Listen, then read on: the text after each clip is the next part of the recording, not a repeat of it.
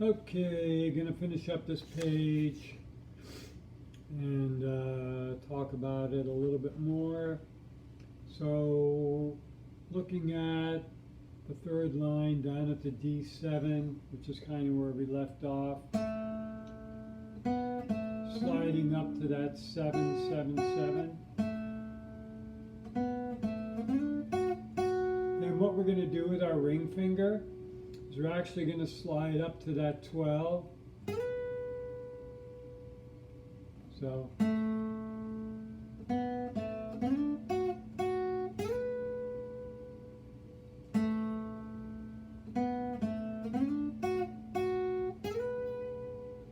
I'm playing that 777, then I'm just dropping my ring finger down wherever it hits and picking it and sliding it up to that 12.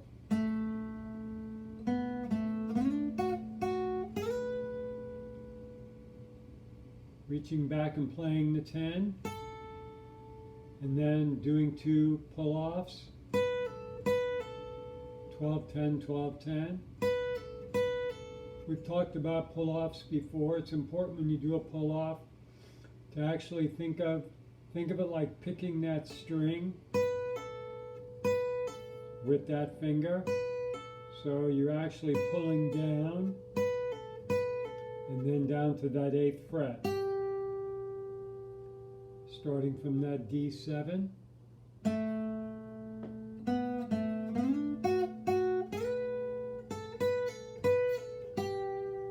Right down to that G note. Pardon me. Then we have the final 7 notes that we're going to discuss after we play that G. Then we just reach up with the ring finger.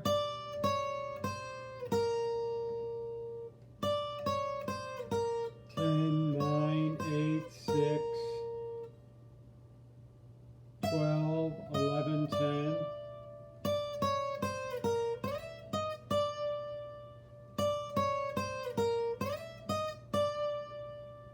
You might have picked up that I'm doing a little slide there too.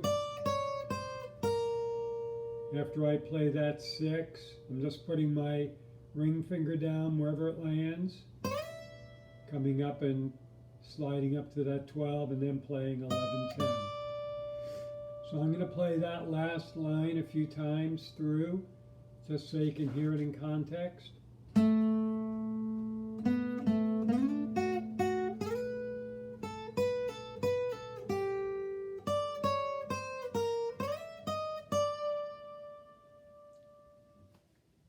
Okay, again, 3, 4, 1, 2, 3.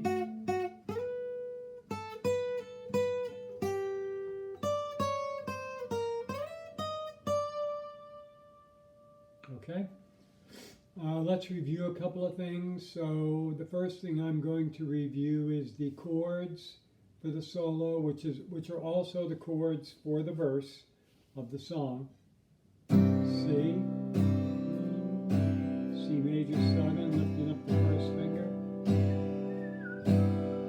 C7,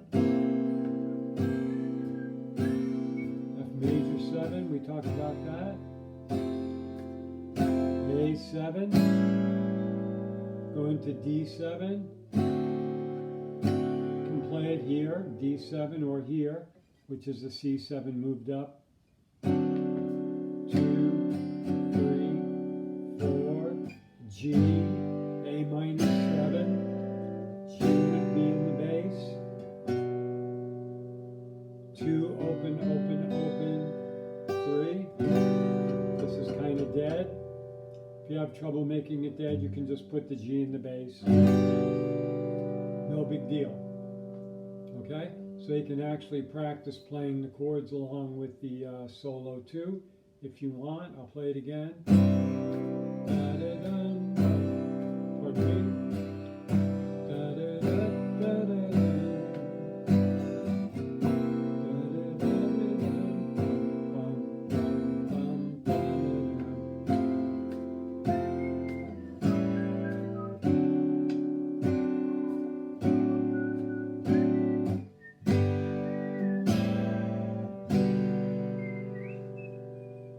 Okay, now what I'm going to do is I have the solo queued up on another iPad. I don't know how well it's going to come through, but I'm going to, and I know that I have it down to 0.75 speed, and I'm picking it up at the point where there's that little rundown after the bridge, that and then that C chord would come in, just to let you hear how our slightly modified version fits in with the electric guitar version. I have no idea how this is going to come out.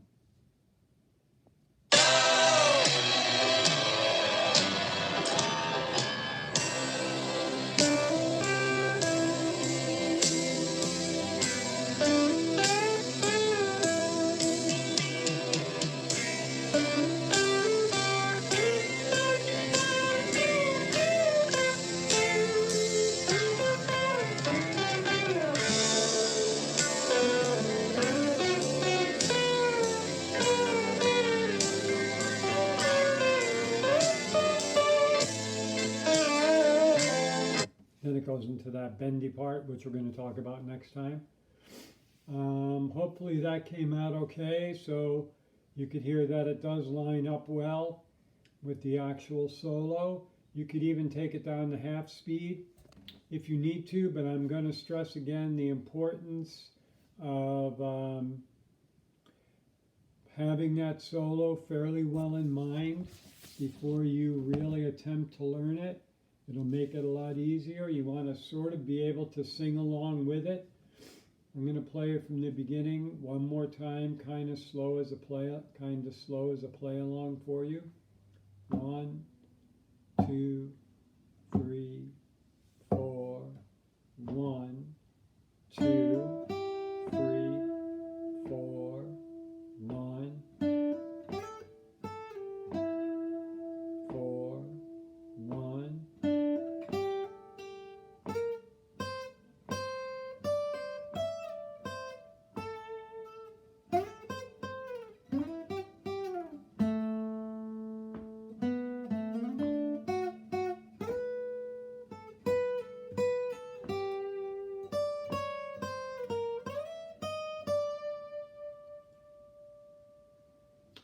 Okay,